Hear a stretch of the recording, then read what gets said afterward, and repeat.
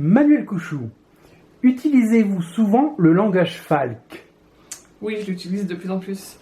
À la fois pour des supports de formation, mais aussi dans mon travail de responsable qualité dans un établissement qui accueille des personnes handicapées. Par exemple, pour recueillir leurs opinions ou pour leur expliquer des consignes. En ce moment, on explique les consignes sur le coronavirus. Vos lecteurs sont-ils satisfaits de vos documents Falk? Oui, c'est vraiment indéniable que ça change énormément de choses en fait. On ne se rend pas compte que ces personnes ont une certaine peur du document.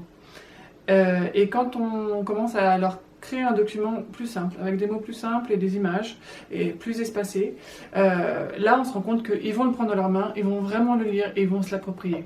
Et même ils vont dire « Est-ce que tu peux me le donner ?» Ce langage est-il réservé aux personnes en situation de handicap? Au départ, c'est un langage qui a effectivement été conçu pour les personnes qui avaient une déficience intellectuelle. Et on s'aperçoit que finalement, c'est ça qui est très intéressant, écrire en facile à lire et à comprendre, c'est-à-dire écrire plus simple, ça sert à beaucoup d'autres personnes.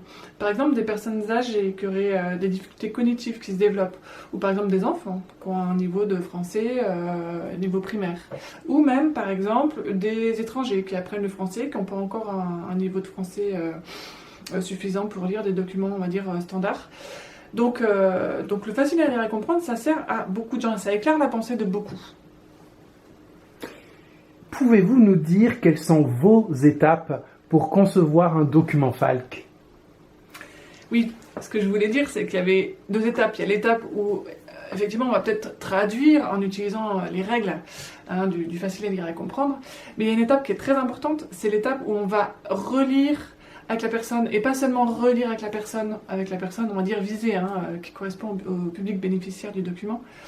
On va donc reformuler beaucoup de phrases, même rechercher d'autres images pour que ce qu'on veuille dire, la notion qu'on veut dire, soit effectivement comprise. Et c'est ça qui prend le plus de temps, et c'est ça le plus intéressant. Je vous remercie. Merci.